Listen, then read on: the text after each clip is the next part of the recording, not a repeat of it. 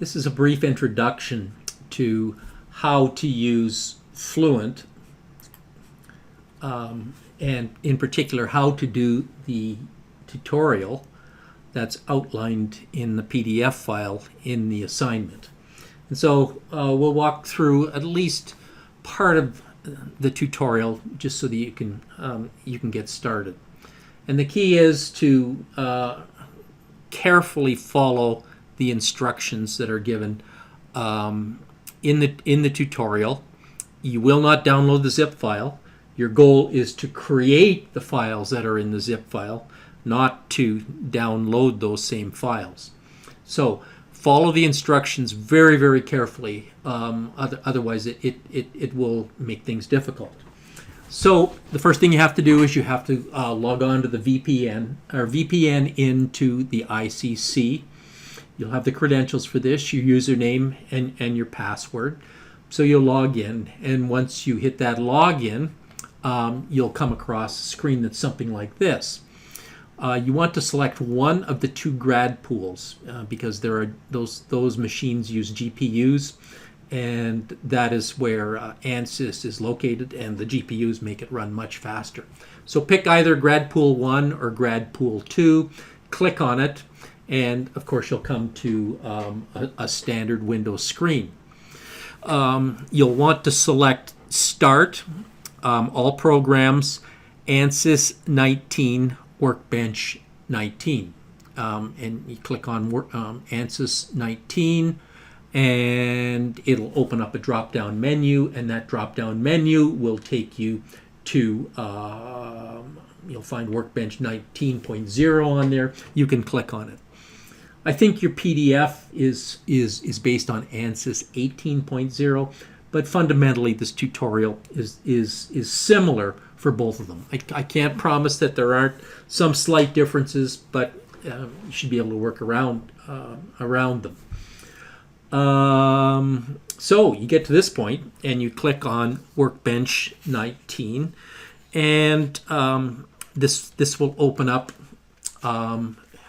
this particular screen, and you'll have your project schematic screen.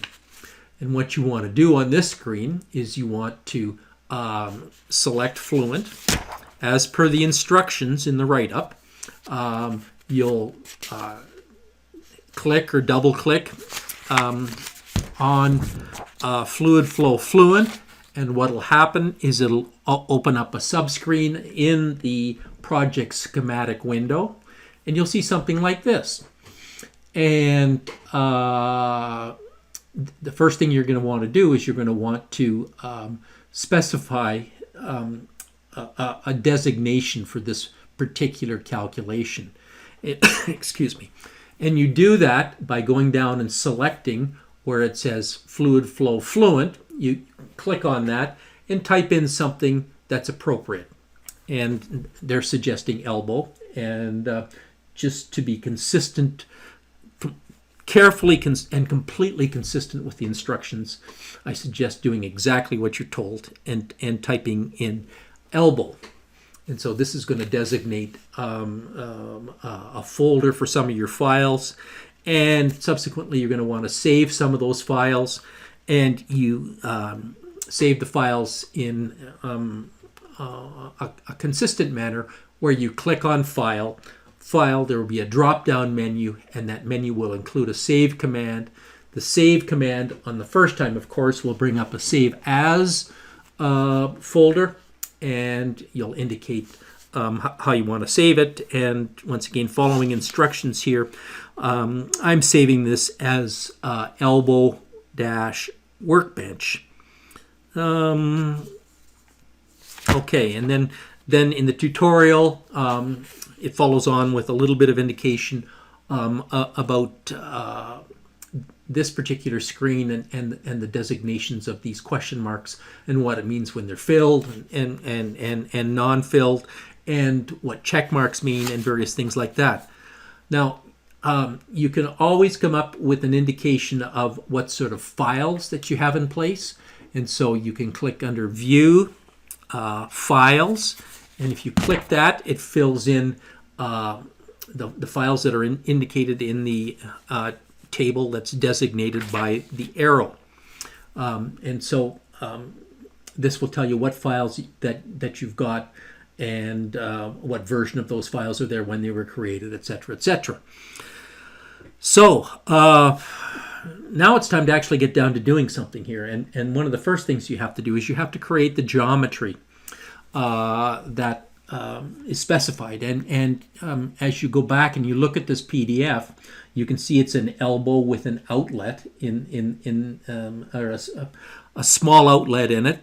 And we're going to want to go ahead and create that particular geometry and mesh it and provide properties for the fluids, etc., etc.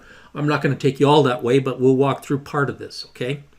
Let's first of all walk through creating the geometry. So you've got this box here under Project Schematic. Click on Geometry to select it, and then right-click on Geometry.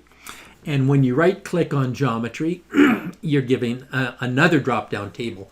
And here is where you're given the options to set up a new design, a new geometry in this particular case. Now, if you had been lucky enough to be able to download that mysterious zip file, then you might be able to import a geometry because you would have already had geometry files that were there. There are instructions in this tutorial to tell you how to import geometry, but right for now we're starting from scratch and we're creating that geometry. So click on this new geometry file, and this will open up, and it takes a little bit of time to open up. This will open up a larger box, and I'll give you an overall picture of that screen in a second here. One of the first things that you want to do is you want to, per the instructions, change your units from meters to millimeters. So along the menu bar across the top, click on Units. A drop-down box will occur. Select millimeters as per the instructions.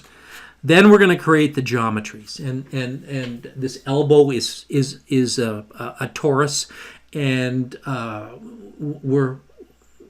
we're able to select a number of pre-designed geometries in Fluent.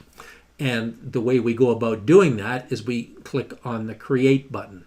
Okay, so this is the screen that you've got, and we just clicked on units previously and set them to millimeters.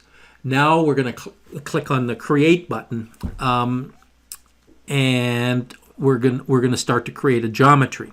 So we're going to click Create. There's going to be a drop-down box, and that drop-down box is going to have an option for primitives. And once I click on primitives, there's an option for torus. I select the torus as the particular option, and there'll be a further sub-box that appears called Details View, and this will be the details of this particular geometry. So we go into this box and we follow the instructions in terms of what we're supposed to set. We're supposed to set the Y base component to -1. So clicking on this box, entering a -1, pressing enter. Change the angle to 90 degrees if it isn't there already, and the first time it won't be. The inner radius to 100 meters, the outer radius to 200 meters, and you'll get something like this that appears on your screen. Now, you may have to drag things on your screen, and you may have to use your roller on your mouse to make things larger or smaller so that you can see them. But you'll sort of get the hang of that in terms of how to move this view. So once we create this basic representation of a torus that we're going to use for our elbow, then we have to actually generate this. And what happens is we're going to click on the Generate button. We click on the Generate button, and what appears is this particular torus here. Now, this is as far as I'm going to go. I think just enough to get you started. My advice is follow the instructions very, very carefully, because even slight deviations can lead to hair pulling.